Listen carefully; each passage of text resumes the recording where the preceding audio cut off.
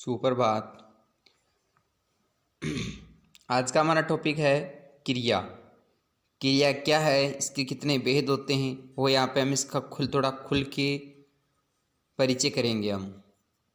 अगर आपने हमारे चैनल को अभी तक सब्सक्राइब नहीं किया तो प्लीज़ सब्सक्राइब कीजिए। तो हम देखते हैं क्रिया की परिभाषा। क्रिया किसे कहते हैं? सबसे पहले तो यह है कि जिस शब्द अथवा शब्द समूह के द्वारा किसी कार्य के होने अथवा किए जाने का बोध हो उसे क्रिया कहते हैं। जैसे सीता नाच रही है, सीता क्या कर रही है? नाच रही है। बच्चा दूध पी रहा है, क्या पी रहा है? दूध। सुरेश कॉलेज जा रहा है। तो यहाँ पे जो नाच पी जा रहा है, तो ये जो पी रहा है, नाच रही है, तो ये शब्द क्या आ गए? ये इसकी क्रिया कर रहे हैं। ये किसी कार्य को किए जाने का बोध करते हैं, तो उसे ही क्रिया कहेंगे, यानी वर्ब। क्रिया का मीन्स क्या हो गया? वर्ब। इसमें नाच रही है, पी रहा है, जा रहा है, शब्दों से कार्य व्यापार का बोध हो रहा है, यानी इसमें क्रिया का उपयोग हो रहा है।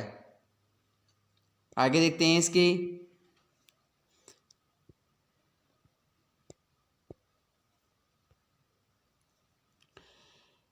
इन सभी शब्दों से किसी कार्य के करने अथवा होने का बोध हो रहा है तो क्रिया है। किन शब्दों से? जैसे सीता नाच रही है, बच्चा दूध पी रहा है, सुरेश कॉलेज जा रहा है। तो इन शब्दों से क्या हो रहा है? इसका बोध हो रहा है। व्याकरण में क्रिया एक विकारी शब्द है। अब देखते हैं धातु। क्रिया का शब्द मूल शब्द धातु कहलाता है। जैसे मूल शब्द है, जैसे प्रिया पढ़ रही है, प्रिया क्या कर रही है? मूल शब्द क्या हो गया? पढ़ना। क्रिया के साधन रूपों के अंत में ना लग रहा है, जैसे आना, जाना, पाना, खोना, खेलना, कूदना आदि। जैसे सीता लिख रही है, तो लिख क्या हो गई? उसकी धातु हो गई। अगर आना हो गया लिखना, तो सीता लिख रही है, जैसे हो गया सीता लिख रही है। तो ये सब शब्द होते हैं। इन्हीं धातुओं में से लिखता, पढ़ता आदि क्रियाएं भी बनती है। आगे हम देखेंगे इसका थोड़ा सा और।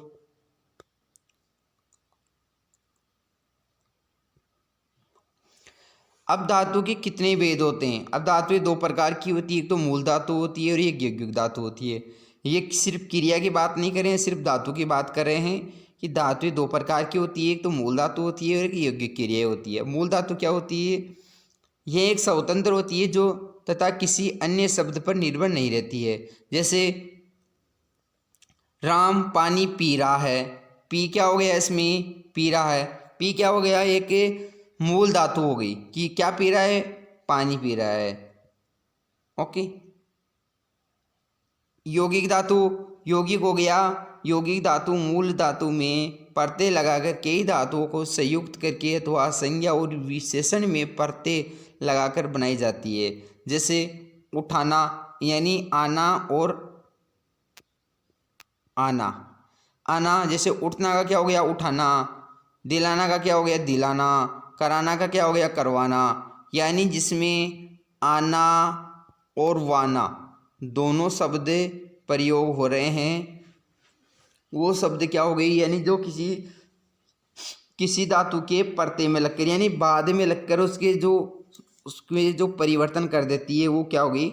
यौगिक धातु हो गई। जैसे रोना धोना, चलना फिरना, खा लेना, उठ बैठना, उठ जाना, खेलना कूदना आदि। बतियाना, गरमाना, चिकनाना, यानी जिसमें आना और हम इसका थोड़ा सा आगे पढ़ेंगे, इसका विस्तृत रूप क्या होता है। बट आप यहाँ से ये समझो कि जिस धातु के लास्ट में आना या वाना लग जाता है, तो वो क्या हो गई? हमारे पास यौगिक धातु हो गई। अब जो यौगिक धातुएं हैं वो भी तीन प्रकार की होती है। अब यौगिक धातुएं तीन प्रकार की होती है, एक तो प्रणनाथक क्रिया, यौगिक क्रिया और नाम धातु। हम इसका भी थोड़ा सा विवरण देखेंगे। अब प्रेरणात्मक क्रिया क्या होती है? यानी प्रेरणात्मक क्रियाएं आक्रामक या सकारात्मक दोनों क्रियाएं से बनती है। जैसे आना या लाना जोड़ने में प्रथम प्रेरणात्मक या वाना जोड़ने से द्वितीय प्रश्नार्थक रूप बनता है, जिसमें आना या लाना जो उसमें प्रथम प्रश्नार्थक बनता है और वाना में क्या जोड़ने से द्वितीय प्रश्नार्थक रूप बदलता है। जैसे उठना, उठ क्या होगी, एक मूल धातु होगी जिसमें आना जुड़ने गया तो उठाना हो गया, यानी ना जुड़ते क्या हो गया, उठाना का उठवाना, यानी आना जुड़ गया इसमें, यानी क्या हो गई, द्वितीय क्रिया हो गई। दे के साथ ना हो गया यानी दिलाना, और दिलवाना का क्या हो, दिलाना का क्या हो गया, दिलवाना। कर के साथ ना जोड़ने पर हमारे पास कराना का क्या बन गया, करवाना। सो के साथ ना जोड़ने पर हमारे पास सुलाना, और सुलाना का क्या हो गया, सुलवाना। खा के साथ ना हो गया खाना, यानी सोना, खाना, करना, देना। इन सभी के साथ क्या आ गया, अगर हमारे पास क्रियाएं जुड़ती है तो क्या हो गया, दिलवाना, करवाना, सुलवाना और खिलवाना बन गया। अब इसका देखते हैं योगी क्रिया। इसका जो सेकंड पार्ट है, ये प्रश्नार्थक क्रिया कंप्लीट हो गई। इसका सेकंड पार्ट हो गया योगी क्रिया किसे कहेंगे, हम इसके बारे में थोड़ा सा डिस्कस करेंगे। दो या दो से अधिक धातु के सहयोग से जो क्रियाएं बनती है उसको योगी क्रिया कहते हैं। जैसे नाम से स्पष्ट हो रहा है, यौगिक यानी जोड़ना, यानी दो या दो से अधिक धातुओं के सहयोग से जो योगी क्रिया बनती है उसको क्या कहेंगे, योगी क्रिया कहेंगे। जैसे रोना धोना, चलना फिरना, खा लेना, उठ बैठना, उठ जाना, खेलना कूदना आदि क्रियाएं, यानी जिसके सहयोग से बनती है। जैसे खेलना कूदना, अब इसमें दो क्रियाओं का सहयोग हो रहा है, उठ बैठना, खा लेना, चलना फिरना, तो जिसमें दो क्रियाओं का सहयोग होता है उसको ही सहयोगी क्रिया कहेंगे। इसका थर्ड पार्ट है नाम धातु। नाम धातु क्या है, संज्ञा अथवा विशेषण से बनने वाली धातु को नाम धातु कहते हैं। अब जो संज्ञा और विशेषण से जो बनेगी ना उसको क्या कहेंगे, नाम धातु कहेंगे। जैसे गलियाना, लतियाना, बतियाना, गरमाना, चिकनाना और ठंडाना, यानी जैसे गाली से क्या बन गया, गलियाना, लात से क्या बन गया, लतियाना, और चिकना से क्या बन गया, चिकनाना। ओके, इन शब्दों से जो संज्ञा और विशेषण से बनने वाले धातु को क्या कहेंगे, नाम धातु। जैसे गाली क्या हो गई, एक संज्ञा शब्द हो गया और एक धातु हो गई, और इससे क्या बन गया, ये गलियाना बन गया। अब संज्ञा क्रिया, जो हमारे पास क्रिया था मेन टॉपिक। अब क्रिया के कितने भेद होते हैं। अब क्रिया क्रम के आधार पर या रचना की दृष्टि से क्रियाएं दो प्रकार की होती है। किसके आधार पे, क्रम के आधार पे और रचना की दृष्टि से क्रिया दो प्रकार की होती है। रचना की दृष्टि से अकर्मक क्रिया और सकर्मक क्रिया। अब अकर्मक क्रिया क्या हो गई और सकर्मक क्रिया क्या हो गई, हम उसके बारे में भी थोड़ा सा डिस्कस करेंगे। सबसे पहले बात करें अकर्मक क्रिया। अकर्मक क्रिया क्या हो गई, जिन क्रियाओं पर असर कर्ता पर नहीं पड़ता है, यानी जिन क्रियाओं का असर कर्ता पर नहीं पड़ता है वे अकर्मक क्रियाएं कहलाती है। जैसे ऐसी अकर्मक क्रियाओं को कर्म की आवश्यकता नहीं होती है, कि राकेश रोता है, सांप रेंगता है, बस चलती है। अब यानी कर्ता पे प्रभाव नहीं पड़ रहा है तो वो किसी की क्रिया क्या हो गई, अकर्मक क्रिया हो गई।